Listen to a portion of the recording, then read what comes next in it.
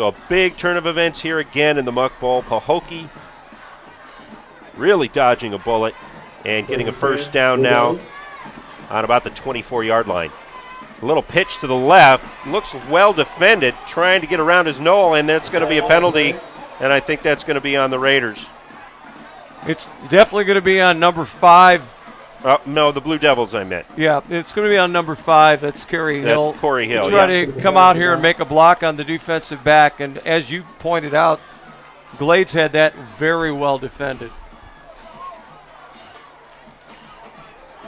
So a good break there for Glades, as that's going to pin Pahokee back a little bit farther after that huge turnover. Well, you can see when a team's out of their comfort zone and they're trying to just run the ball, pound the ball. It's something they're not used to doing, quite frankly. And with all the penalties being called, it's tough to do this play this kind of football. The replay. Oh, and if that was the call, that was just a little hand on the back. Yeah, that was really picky. If that was the call, that was kind of picky. All right, so first down, rolling around, but dangerously in the end zone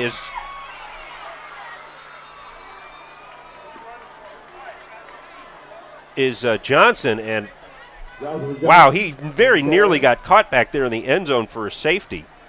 That was a dangerous rollout.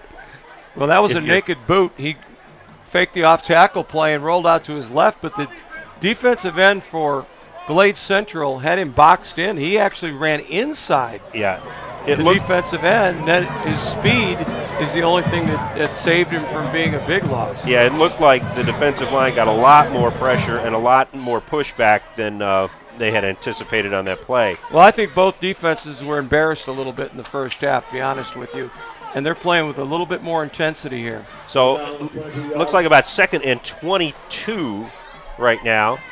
In the shotgun, Johnson, he's got a lot of pressure. He drops the ball, but he gets it back. Now he's got room on the left side, and look at him go.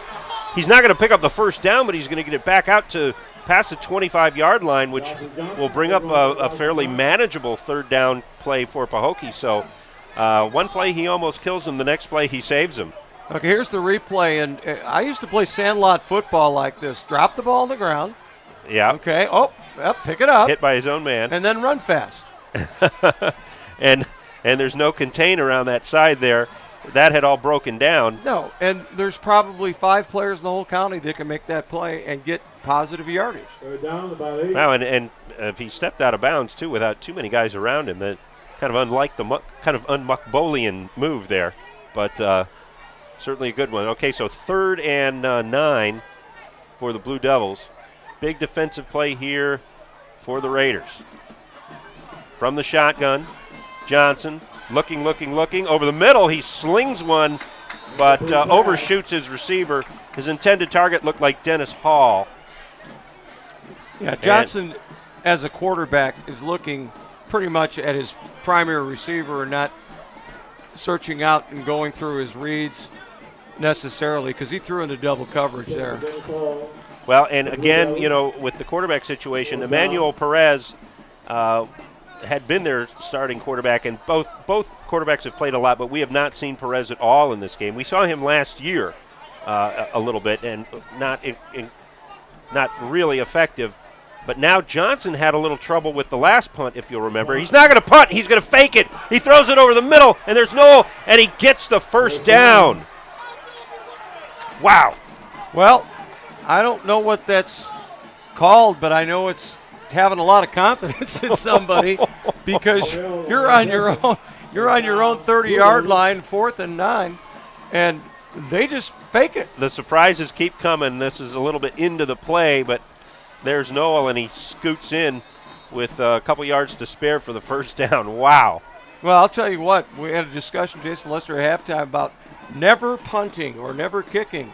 And there was an example. Yeah, you can tell neither of these teams have done much of that this year. All right, so, 1st and 10, but here come the flags. We see some Raiders clapping, so assume that that's going to be against Pahokee. And back we go.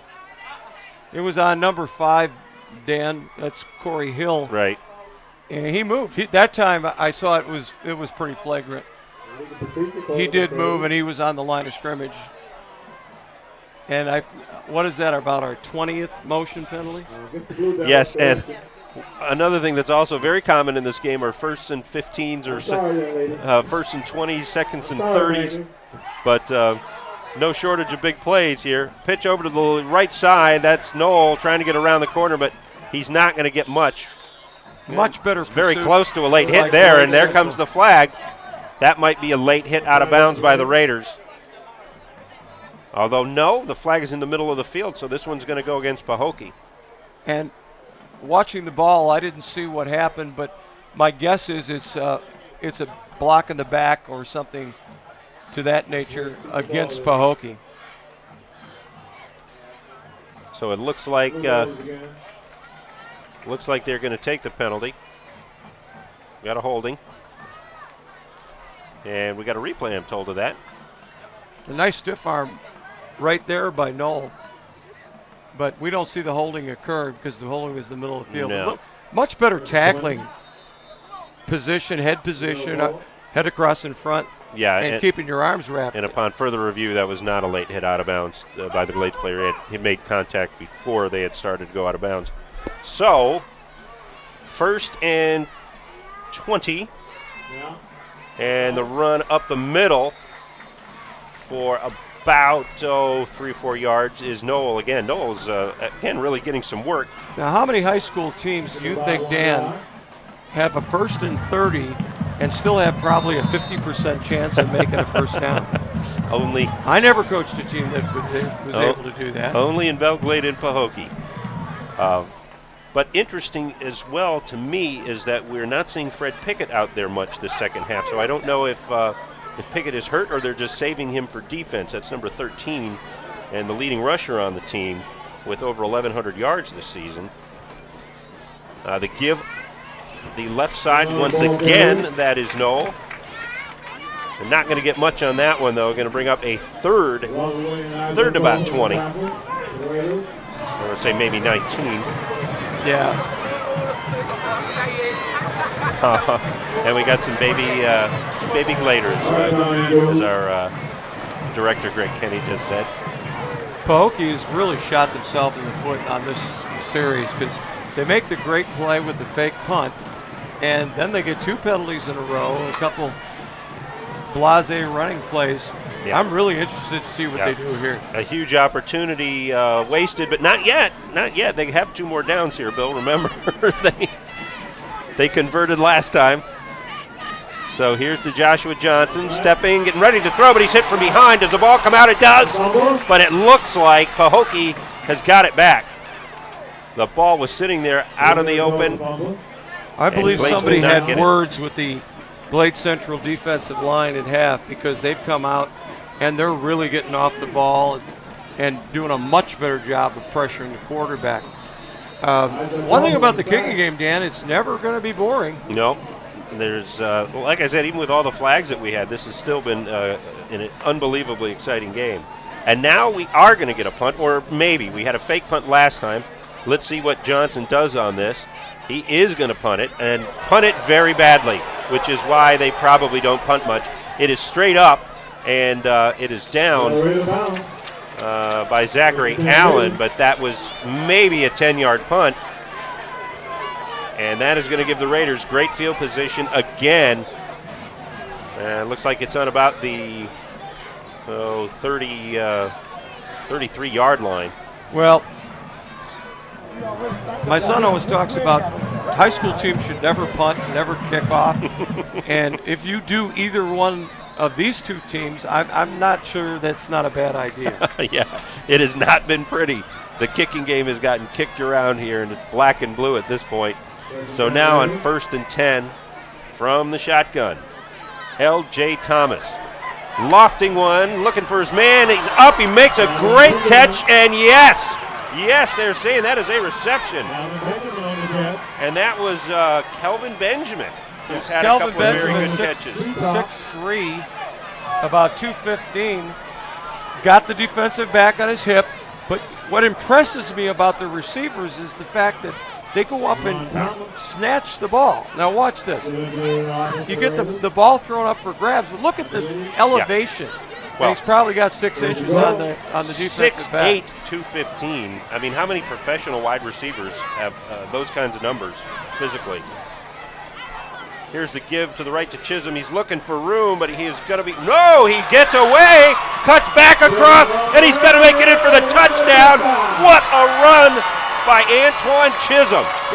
That was incredible. Harry Houdini was swarmed over and still got in for the score. Dan, I'm telling you, I was about ready to give credit to Rontavious Atkins for making a great play and getting him on the ground. Next thing I know, he comes out the hole and he's running to the left and scores a touchdown. Unbelievable. And I'm sure we're going to have a replay of that. But first, let's see what they do with the point after. Or are they going to go for 2? And we got a player on the ground back there. I don't know if that is Chisholm. He looked like he was a little hurt. It is Chisholm. Looks like it's just cramps, though. Looks like Chisholm is cramping up down there on the sideline. We are going for 2. Fumbling the snap. Thomas goes back. He's trying to get away from a couple of folks, but this time Rontavious Atkins stops him, and so the lead changes once again, 25-21. Glades now in the lead. Here's the with replay. Only 18 seconds to go in the third quarter. Watch this as he gets in the hole. Totally swarmed over and still standing. And gets to the outside and breaks another tackle. Throws a block out here by the wide receiver and he scores. Wow. I mean, that's coaching. I mean, you tell kids to do this. Go backwards and then run fast the other way. I don't know how many plays we have seen worthy of Sports Center tonight, but they're going to wish they were here once they see this. Oh, it's incredible. It's just amazing how many times we've seen an individual effort turn into a big play. And Chisholm, of course, as we noted, only 251 yards rushing for the whole season, but he is playing a whale of a game tonight for the Raiders. Here is the kick, and it's going to be fielded just shy of the 20-yard line and up the middle. A nice return by the Blue Devils, going to be stopped at about the 40-yard line. Trying to see who had the ball there. That might have been Dennis Hall, but I am not positive. Well, it's a good solid run, as you called it. He took the ball and went vertical, and he got it up to the 40-yard line, and it's good field position. I think Pahokee's got to make some positive yardage here. Yeah. I just feel like Glades' defense has turned it up a little bit. You know one thing I'm going to predict here, Bill? This game is not going to be decided by a field goal.